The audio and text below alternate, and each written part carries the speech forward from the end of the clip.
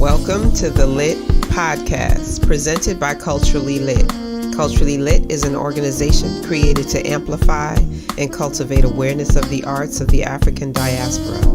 The Lit Podcast will feature artists and arts programming that enhance the significance of the culture for everyone. Listen and be enlightened. The Lit Podcast is produced by Baobab Tree Studios. Good morning, or greetings, because this show is going to show later. But welcome to the LITFest Podcast. I'm IfeMichelle Gardin, founder of Culturally Lit in Elm City LITFest, celebration of artists of the African diaspora. And my guest today is Nicole Blades, a novelist, speaker, and journalist who has been putting her stories on paper since third grade. And I'm glad to have you here as we enter Women's History Month, as a part of Women's History Month, because I'm telling you, you got to get her books, because all the women in her books, even though they're struggling, they find a way to get liberated. That's the theme, Nicole, that I found in all of your books. That is liberation. I would go more into your bio, but people can Google you. But well, you know what? Thank you very much for saying that. First of all, March 8th is my birthday, so that's International Women's Day. So I feel specifically honored by Women's History Month. So I always feel special about my March 8th birthday.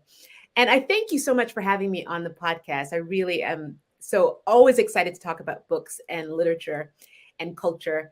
And I'm really excited that you found a theme that I didn't necessarily see right away when I was writing all the books about. Like, I didn't set out to have that be a theme, but I'm really like that you found that sort of like running thread through all the three books about liberation. But I definitely wanted to tell stories about strong Black women and who are flawed, because that's human nature, where there's no one who's all good or all bad.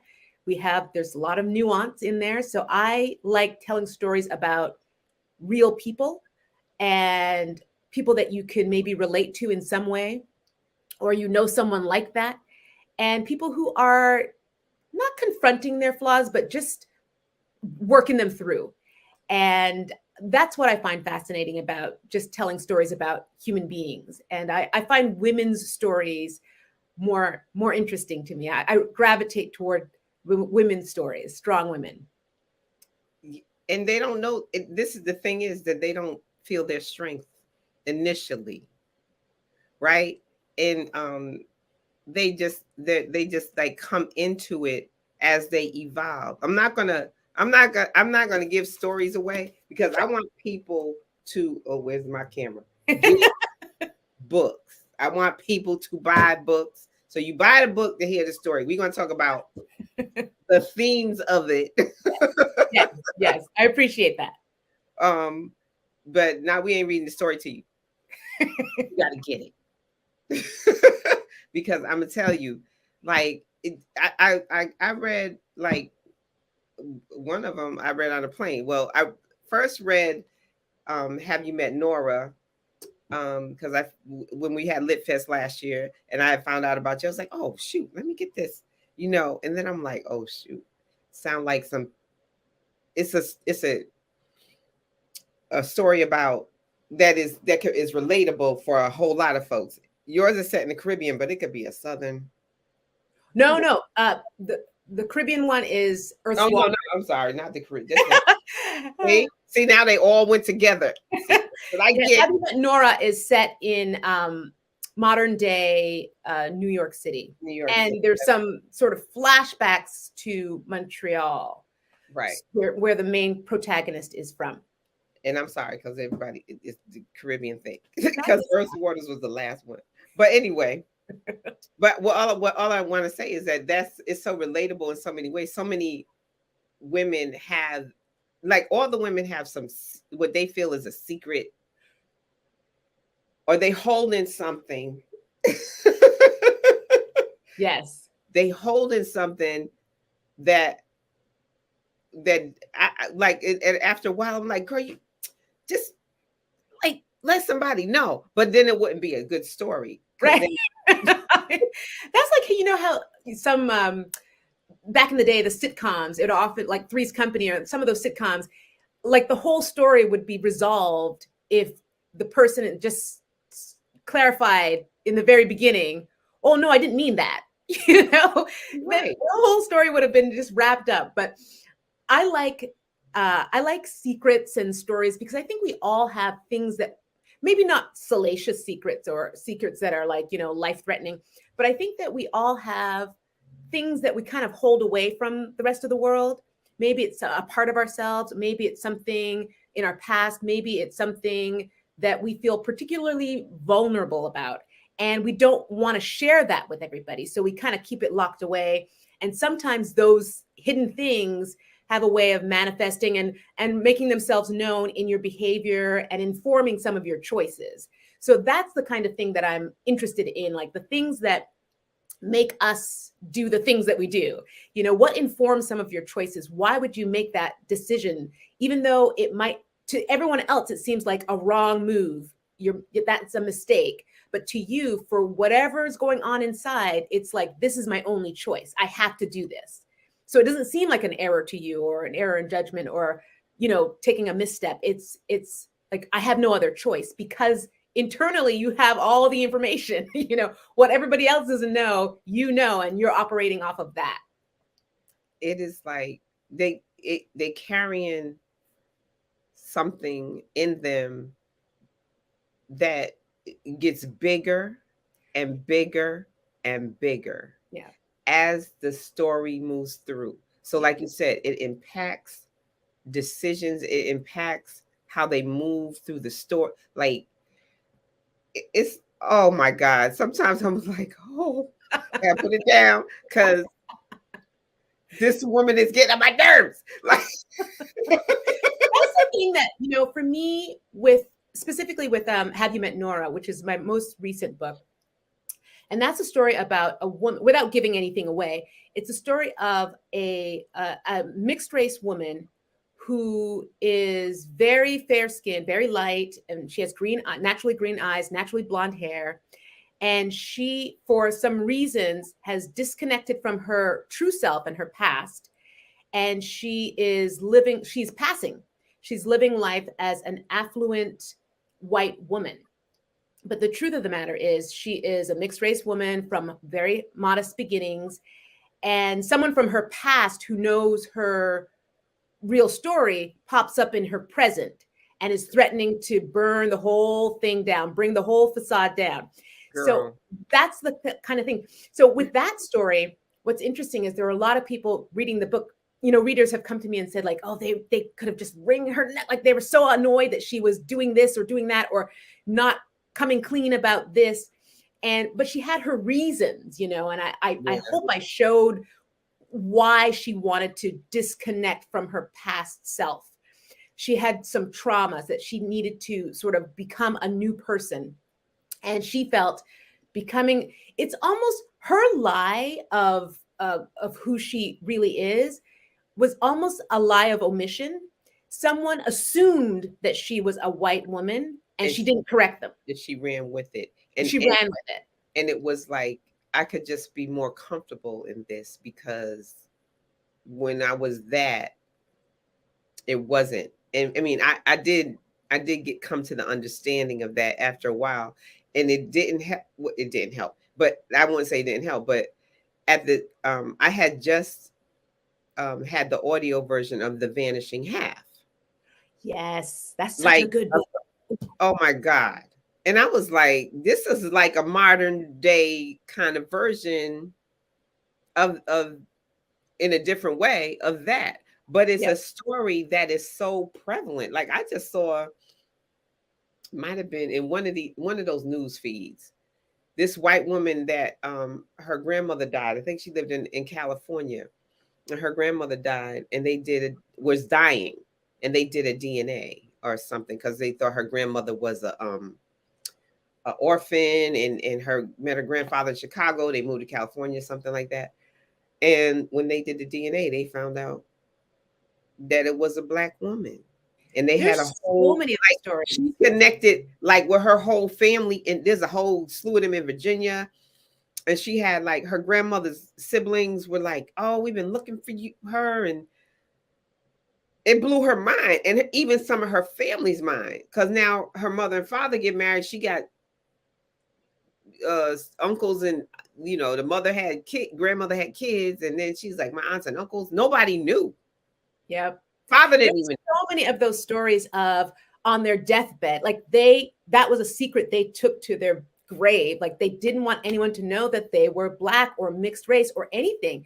Or there's so many stories of even present day. Like I know a couple people, when I was first telling them about this book, they'd be like, well, why didn't she just say it's a different world now? Because it's written present day. So they were like, well, it's a different world. Why didn't she just, come clean about who she really is? Nobody would, judge her or treat her differently if they found out. And I'm like, because I know people. I have a good friend who she found out that some cousins, like once removed or something like this, they are actively passing in, I want to say Houston or something, but like they are actively passing in the 21st century, and they have their reasons that they believe this is what I need to do, but it's not something that is, that just happened back in the in the 50s and the 30s or whatever. It can still happen. We still, it's a higher version of code switching, right? And just speaks to, oh my God, speaks to so many levels of the duality of our lives, and how like we can't even be true to our own culture. Right. And we have to, some of us feel like we have to assimilate like that. It is so compelling. And it's still coloration going on. Like girl. Let's just talk about people that we still got light skin, dark skin. It's still going on. Yes. I mean, it's the representation is still an issue in terms of like what we see on TV and in the movies, and even the modeling. I had a conversation with someone about the natural hair movement, and they were saying like even within that, because that's such a positive movement, we're talking about returning to our natural literal roots of our hair, but even within that movement, there's a whole like, well, she's got 3B curl or 4C, like, and the women that are usually, in the ads for the hair products for natural hair care are light skinned with the specific type of curl pattern. So even within that, we're still having to deal with colorism, and it's prevalent. It's still there. And the thing is, like, stories like yours and In the Vanishing Half and Passing. Look at that. Yeah. Passing. Like I read that so many years ago, and then the movie came out, and then I was like, oh shoot. Oh. Just makes you think about like in Passing, the woman missed the rhythm of the Black people, right? She's living this white existence. Yeah. And everybody doesn't know, like, it's so many levels to why and the reasons. Yeah. And it's and then it's a whole, like right now on TV, we see a lot of biracial families. Because in a way, everybody's coming to the realization of it in a way. But it's still, when it comes to our culture, we have to assimilate in some way. But again, liberation is real, honey. Yes.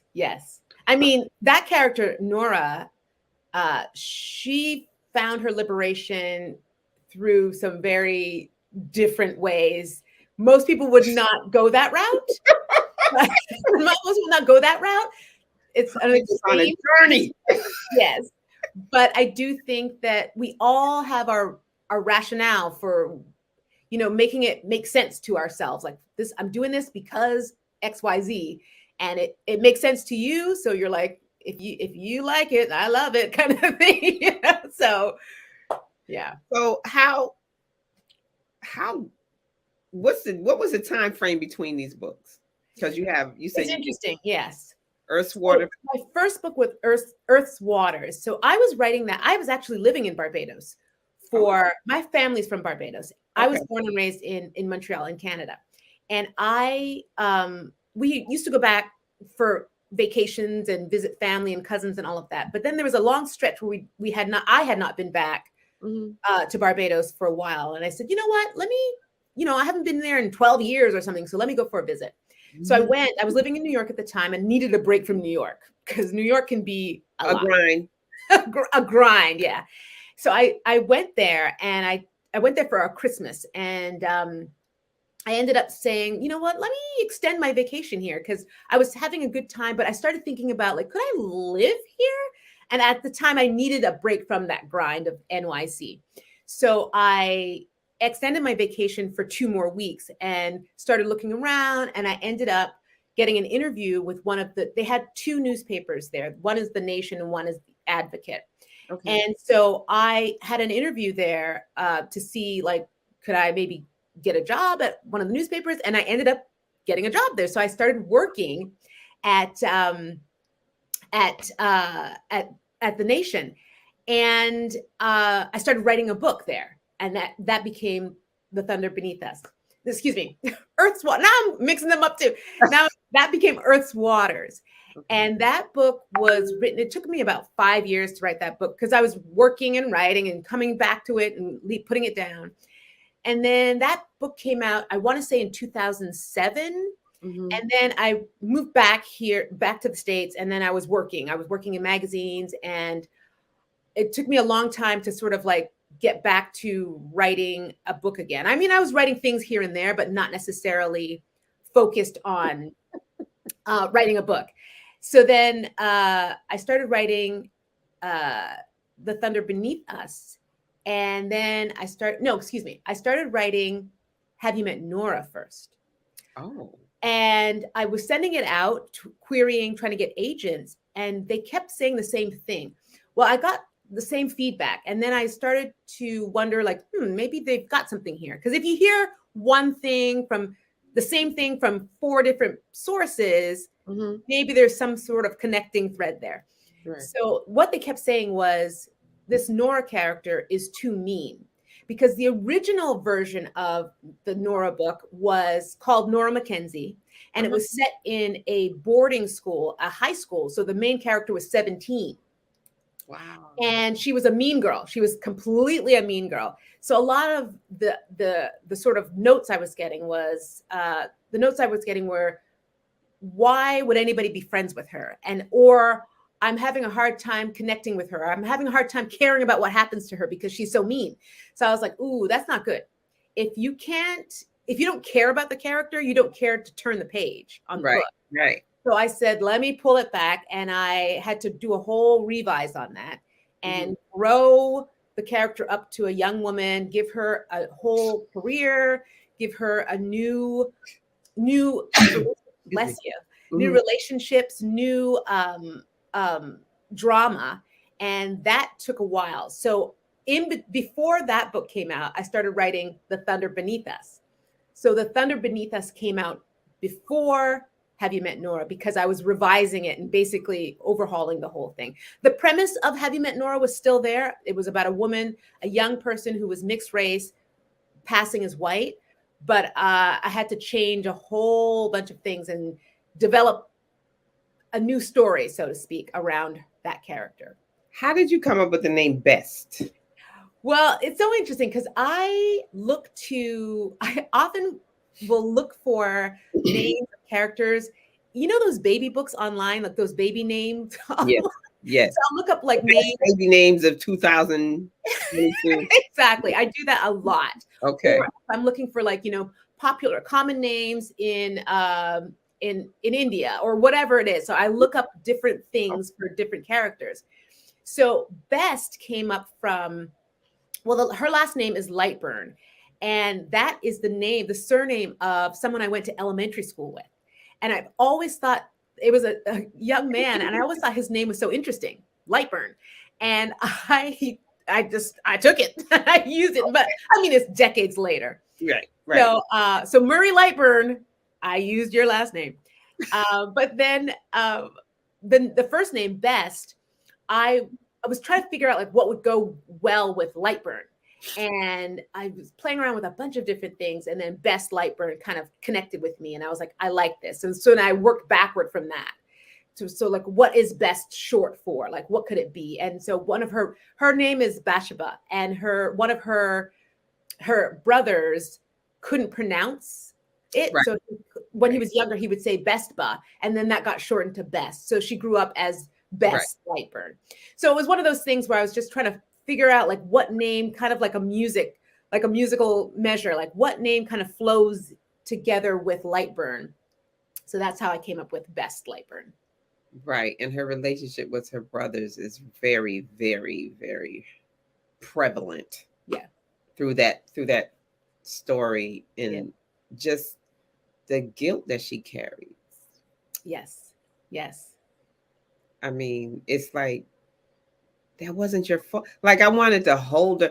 It wasn't your fault. But that's how it happens sometimes in life. Something might happen that's traumatic, and you blame yourself because you made it out of it. And even though, like you said, it's not your fault. And in your logical brain, you might know that, you might connect with that. Like, it isn't my fault, but your emotional self still feels like in some way, I could have done something to prevent this or make it go a different way.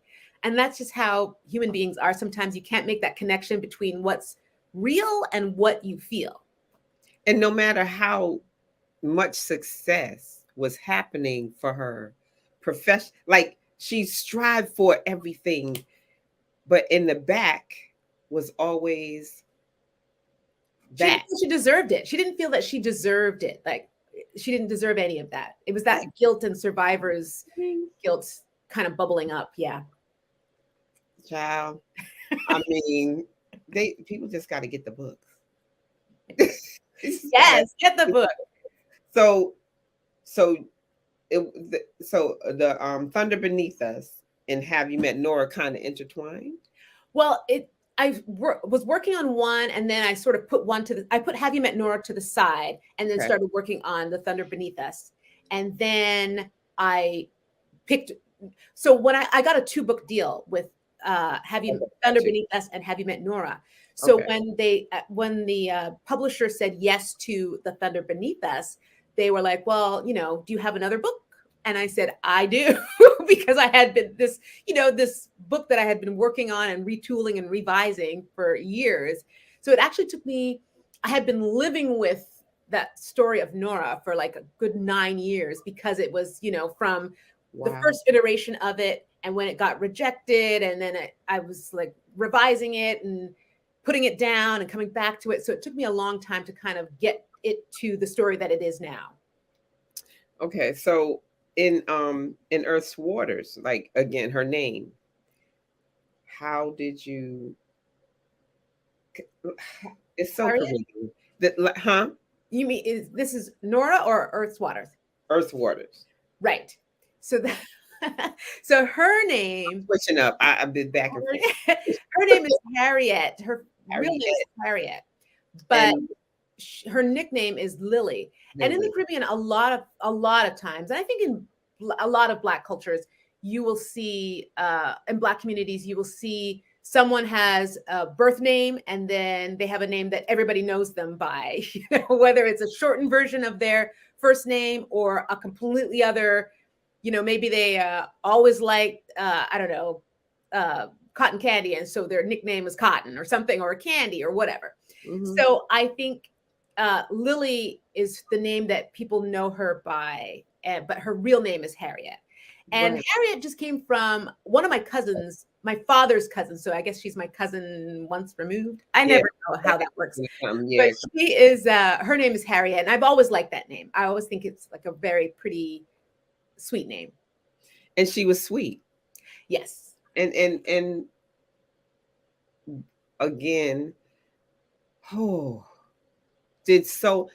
she was a foundation for everyone in the story, and didn't even realize that, like, she thought she needed them and they needed her more than anything.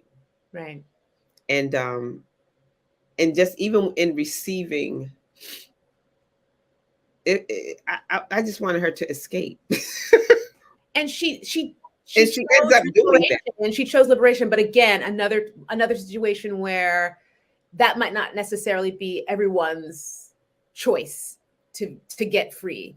She chose a kind of more drastic path for her liberation because she felt she had no other choice. She had no other choice. Yeah. Right. And I wanted her to put something in somebody's food or something. No. So many. She wanted to poison somebody. Get your books and get out of there. Run. That's great. And it's funny because I had gone to Dominica. When I was reading that book, I was like, this is ironic. I'm reading the book, I'm in Dominica.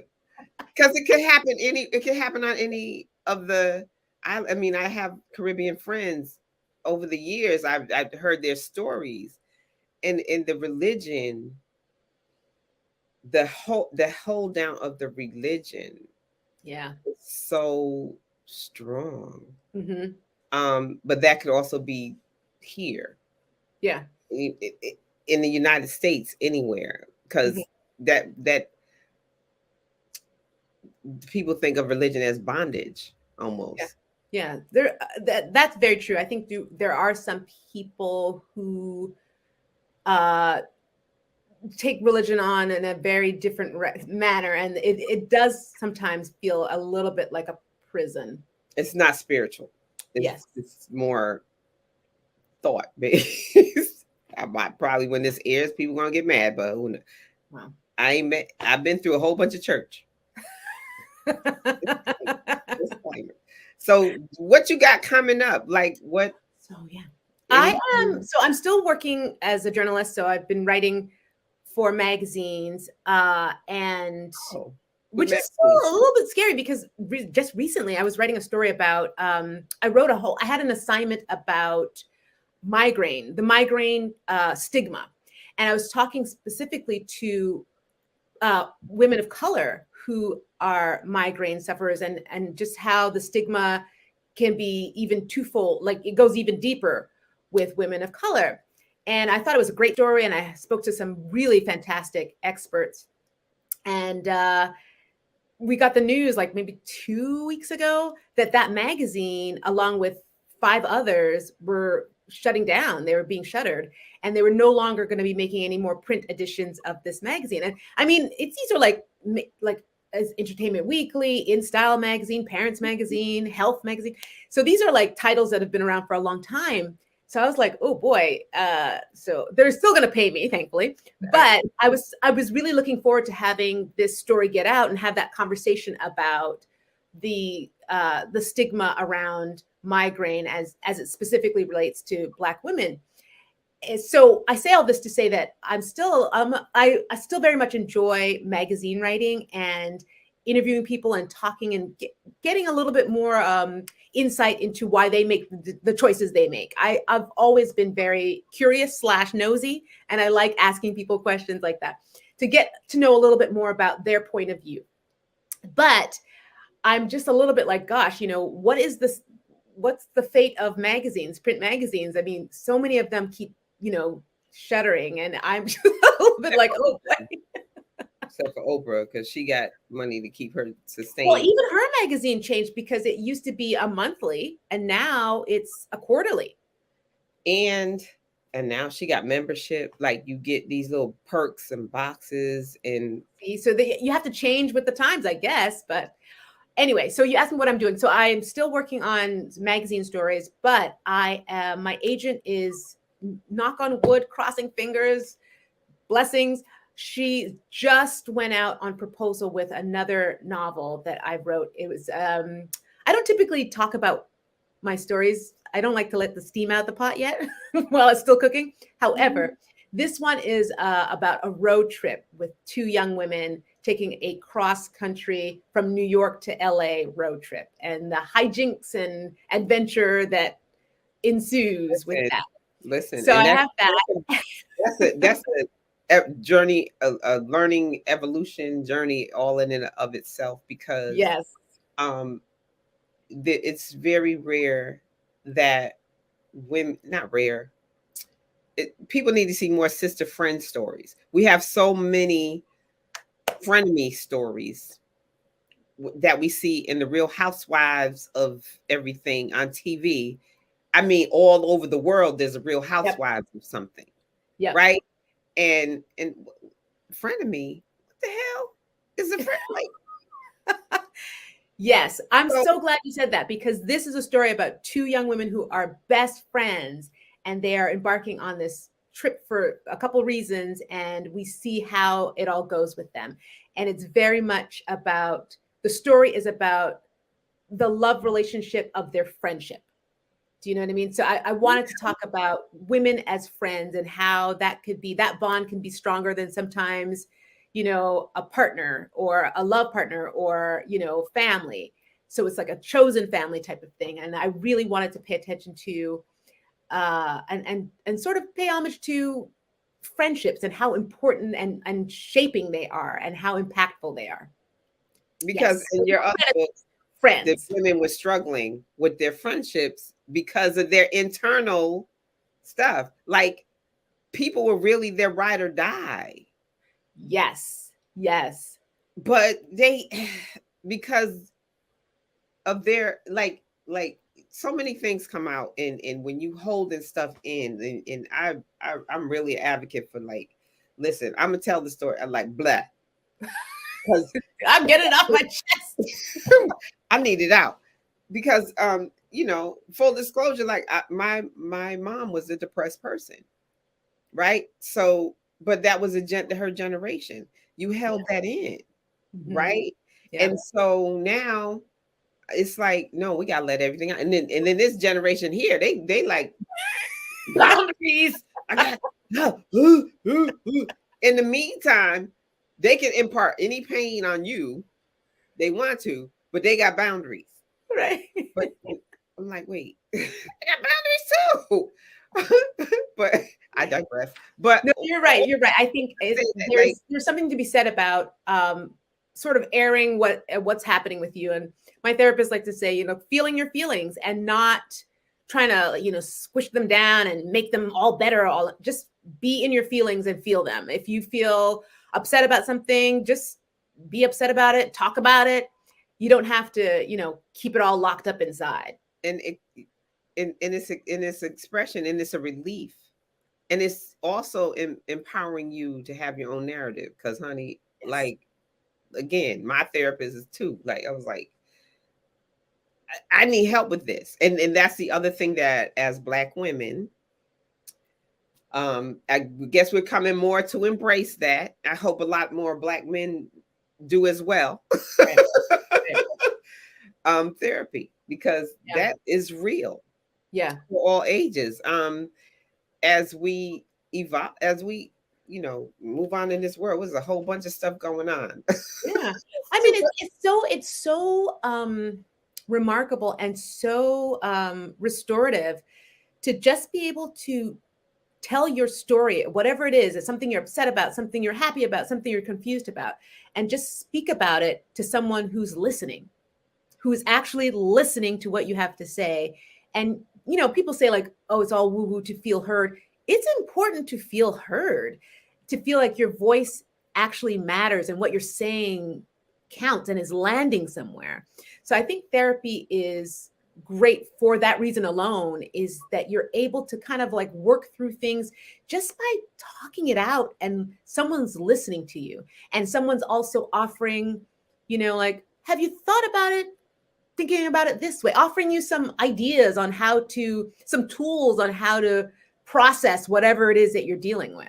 Somebody outside of your circle that's neutral, who can just look at it and say, like, you know what, you were wrong for that, or that makes sense, or just give you like a different approach, a different POV to whatever it is that you're dealing with. They're coming in from a completely fresh angle, and say they're able to see things that you might not be able to see, or your best friend might not be able to see, but they are able to see it because they've got that distance, and they can say, have you thought about X or Y? And You're like, no, I never did. This is like a light has been turned on.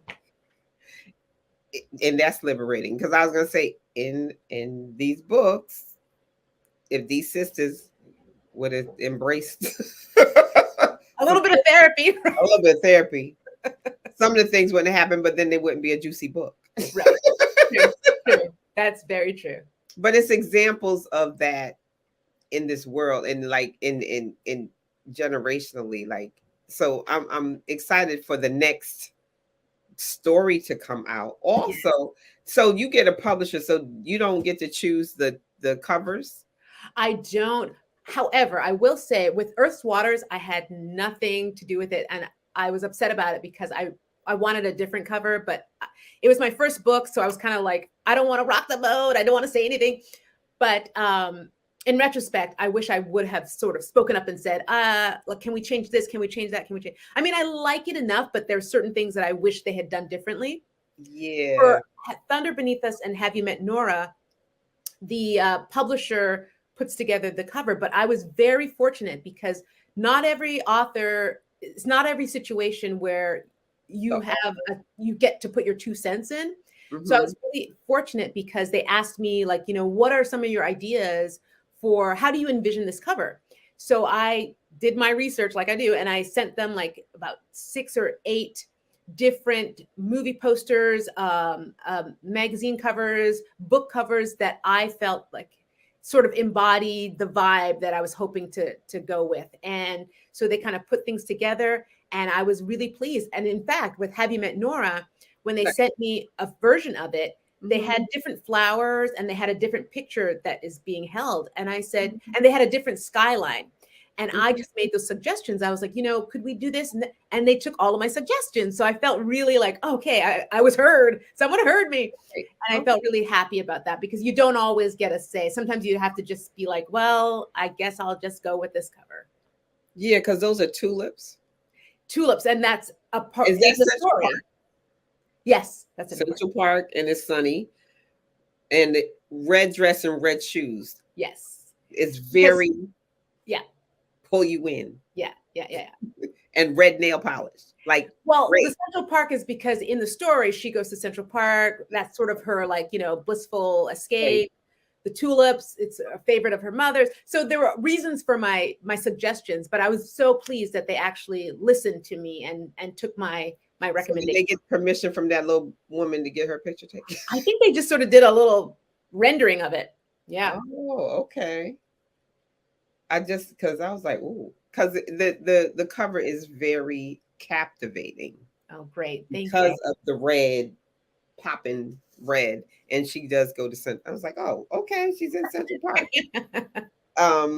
And so what about the Thunder Beneath Us? The Thunder Beneath Us, I wanted to do something where I had sent them a bunch of different things where it was in the picture, it was mainly people kind of trapped under, so there was like something going on beneath a surface, so like either it's ice or beneath but a lot of it was ice and water.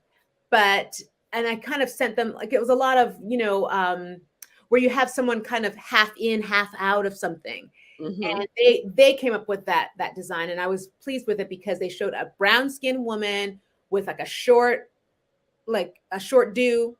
I like a natural, yeah, okay, like a nice little natural. I like that she was a nice brown skinned woman, and it worked for me, and I was really pleased when they sent that. Yeah, okay. Yeah, I just like that. Again, liberation is real. Like, there have in the talks that you have about the books, yes, or you've had like with book groups or anything, what was some of the questions that came up like continuously? Did anybody else pick up on liberation? Not often, which I'm so glad that you picked that up. But often it would be about people saying things like, I wish she would have said something to someone. I wish she would have just fessed up to whatever it is, to a friend or a loved one, because then it would have been a lot easier on her. the rest of her life would have been an easier, it would have been less of a sting. So I think I get that a lot, like especially with Have You Met Nora, is I couldn't understand why she didn't just say who she really was. And often that's from white women readers. They'll say like, well, I don't understand why she didn't just say. And it's like, well, you got to understand the life she was living was far, far more attractive than what she had come from. And she wanted to just distance herself as much as possible from all the trauma that came with her former self. So I get that a lot. Like I wish that she would have told someone earlier or come clean about who she really was earlier. What's funny is like I have white friends, and they don't quite grasp as empathetic as they may be to our cause and down with us. There are some things that you're like, you can't understand that. Right. And I go back to like my grandmother, whose birthday is today. Oh, happy birthday. March 1st. Nice. Yes. Pisces. God, well, she's in heaven. Happy heavenly birthday. But birthday. One of the things, because both of my grandmothers worked for, were house people, the help at some point in their life. They had to do that. And I was going through some stuff growing up in Connecticut, in New England, in the 60s. Like people talk about the Southern segregation. They don't talk about the Northern segregation. When people came north, it wasn't all peaches and cream. Yeah. It's all some stuff happening.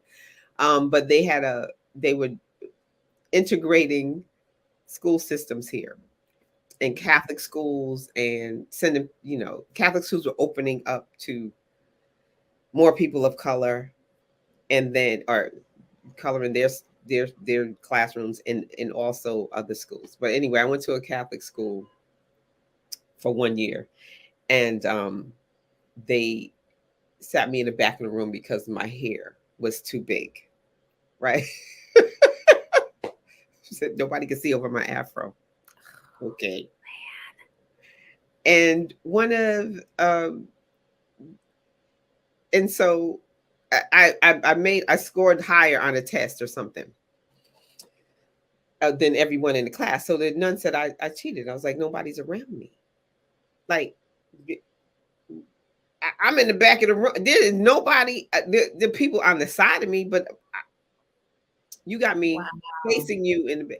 So then she had me sit out a recess and do the test over. And then I scored higher, right? So I was like, and then like I was telling these frustrations to my grandmothers, both of them, because they kind of were. And this, ironically, at the time I was growing up here in New Haven, was like at a time where like I'm going to Catholic school, but I'm going to a Baptist church that's like church, and the Black Panthers are very prevalent in the community. Wow. With the breakfast program and doing productive things in the community. And the trials were going on. So it was like a whole lot of stuff. And my grandmothers both were supporters of the Panthers. So, and community workers, right? They did a lot of stuff. And so when I would tell them this, they would like, one of them, I don't remember which one exactly, but they said that we know them more than they know us. I see movies like The Help, or when like comments are made about, oh, she should have just did this. It's like that's coming from a place of you have more freedom than us. It's like we grow up and our mothers are like, okay, when we go in that store, don't touch nothing, don't do. And then you go in the store and you see all the little white kids having tantrums and throwing the It's that, this in these current times where we're talking about privilege and people are finally, coming face to face with their privilege. It's part of it. It's that sort of privileged ignorance. Like you're allowed to not know about a whole host of things that are happening with Black people in schools or whatever it is. And it's fine. And you don't have to be concerned with that, because it doesn't interact with your life at all. You know, you could just stay in your white lane 100% and not be worried about representation, not be worried about, like, you know, all those things don't really change the path that you're on. So it's so, I would very much like to hear more stories about growing up in Connecticut in the 60s. And like, you must have stories. Yeah, there's some stuff. There's some stuff. And my mother worked for a Jewish man. Her boss was Jewish. She was a secretary for a boss of Jews, and he was the president of the Jewish Community Center. So we were the only Black kids at the Jewish Center camp, my brothers and I. It's like, that's funny. So I had an interesting experience, but that always stands in my mind when somebody that is white says something that I'm like a little taken as, like, I'm like, consider the source. First of all, they have no clue. You know, when they say something that isn't quite in line, or they're comfortable with saying something because you're their friend. And they're like, okay, I'll have all the answers for all the Black people. Like, you don't have all the answers for all the white people. But yes, exactly. It's that. So, and that's what I was going to ask you too. Like, do you get a mixed readership? I do. With Have You Met Nora, I did for sure. Mm-hmm. Also with The Thunder Beneath Us, I think. But with Have You Met Nora, because I think when people saw the cover, if you didn't know anything about the story, and you saw the cover, you're thinking it's a white lady just in the park. So it looks like your typical women's fictions book, you know? Yes. And then the little picture in the middle. Right. You can't tell. Right. So I think a lot of people are just like, oh, what's this? You know? And, a lot of book clubs, though, I will say that a lot of book clubs have been making a concerted effort to sort of expand their readership. So it's not just the same kinds of books. And they've been a lot more, I've noticed a lot more aiming to have diverse stories being included in their reading lists. And so that also brings out some good conversations to this book in particular. Like whenever I visit a book club or I'd have like a Zoom thing with a book club, there'd be a lot of good discussions about race, passing. Because like you said, a lot of people are still like, they can't grasp that someone today would still do that, would still feel that they have to do that. Mm-hmm. And it doesn't compute. They're just sort of like, well, why not? I mean, this is a different time now, kind of thing. So as you said, there's a lot of like, not just ignorance, there's a lot of like, they can't wrap their minds around this concept because it doesn't really connect with them. So they're just like, I don't understand why she didn't just do X and Y. And you're like, because there's a whole history here that I have to go through to tell you why. Yeah. And Nicole, the thing is, I really, the reason I started the whole Lit movement is to cultivate an awareness for ourselves and also for others of the significance of our stories, right, of our art, of our culture, because I feel like personally that's why some barriers are there. Because you don't understand all these Karens in the world, you know, they just don't, they'll be the first ones to say, oh, I'm not racist, but you just reacted in a way that is a response. Yeah. You know, so I applaud. I mean, listen, I have had so many of those experiences. I mean, living in Connecticut has been its own experience because we moved here from New York because of my husband's job. And I was like, I would never have chosen this normally. So we've been here for 9 years. And it's still like an adjustment because oftentimes you're the one Black person in the room and you're the one, there's you and maybe an Asian person, or there's you and maybe a Southeast Asian person. And that's it in terms of diversity. And I remember at my son's school, they were starting this sort of like diversity a DEI group, one of those groups, and I was invited to come in, and I noticed that it was like me and like maybe 3 other people of color in this group that was all about diversity, and the 2 presidents were both white women, and they both acknowledged like, well, this is part of the problem, that, you know, the uneven numbers here. And I remember they decided that they were going to do leading up to Black History Month, they were going to do like they wanted to do like a diversity day type of celebration. And that thing got whittled down to, let's make it a community, like my town's name, Community Day. So it went from like, let's bring in our different foods from the cultures to, let's just bring in our favorite cookie recipe. Let's include everybody. It went from Black Lives Matter to All Lives Matter, you know, one of those things where it's just, and I saw like that happens often here, where it gets diluted because they don't want to handle that. Don't. It's the hard. biggest fear is like, I don't want to be called a racist. And that's not it. Like, that's why this whole movement about being anti-racist is more important than, you know what I mean? So I feel like you're dead on about people. Things get diluted so often here because they don't want to delve into any of the stuff that makes them turn inward and say like, whoa, I've been doing X and Y, or that was my fault, I did that too. You know, no one wants to be pulled on the carpet, called to the carpet, you know? So that happens a lot here. It's a good one too. You get called in to do the diversity training, right? And I'm like, I can do this for a day or 2, an hour or whatever, however much time you allot it for this diversity training. But then you go back to your bubble of, you don't have to deal with this. Right. But the diversity training validates, but we did, especially with organizations, with arts organizations. Oh, girl. Nonprofits. Yes, especially around the month of February too. Like March 1st hits, okay, we're good. Let's go back to what we were doing before. We did it for 28 days, you know, or sometimes they want to do Kwanzaa. Yeah. That's another time. Oh, we gotta I want my children. We were doing, I had planned a Kwanzaa celebration, and I said that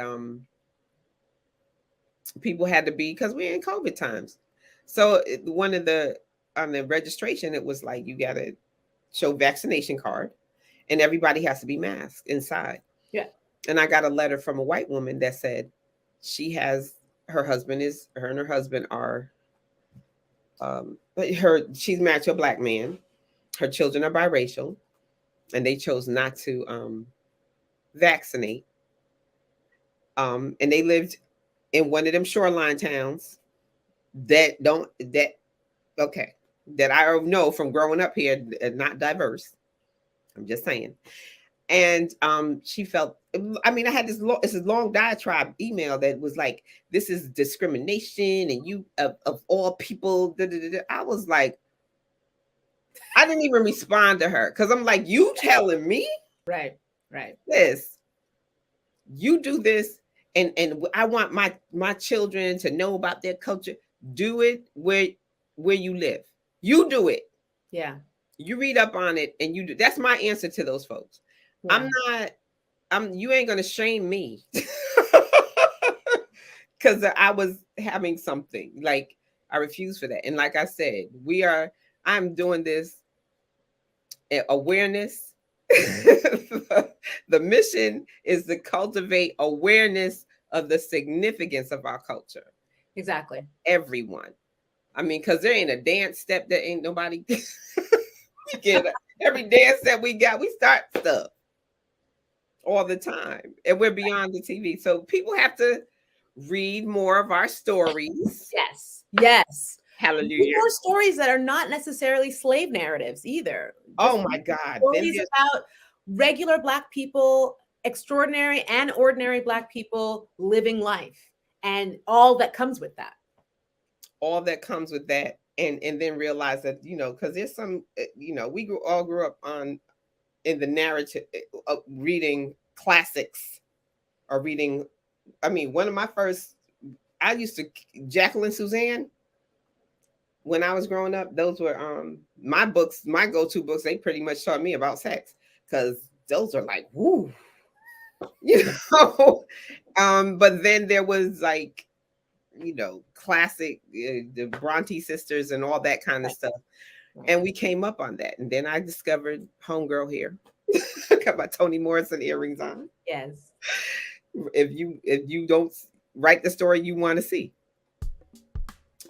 And the stories are for everyone. So I appreciate this time with you, Nicole. Thank you so much. This has been great. I really can't thank you enough.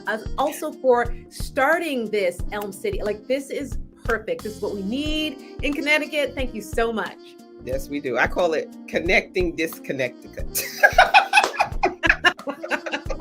Oh, you got bars now. Connecting Disconnecticut. Oh, that's good. That's good. I like it. Connecting Disconnecticut, because, and also to let people know, because when you travel outside of Connecticut, we're between Boston and New York, two metropolitan places, right? Yep. But if you travel outside and you say you're from Connecticut, people are like, is Black people in Connecticut? I know. Yes. Yep. Yes, we still do have pockets of segregation. Now, but we have Bridgeport, New Haven, and Hartford, and cities that have a population of folks. They'll be doing a little something. So blessings, and have a happy birthday and celebration. Thank you so much. I appreciate that. And I look forward to your next book. And yes, I look forward to that and getting snatched up too. So thank you again so much for having me on. And if anyone wants to buy any of my books, they're available wherever books are sold. You can also get more information about the books and about me at NicoleBlades.com. And I thank you again for giving me a platform to just talk about books and reading and Black life. I like it. Thank you. We have fun. Take care. You too. Bye-bye.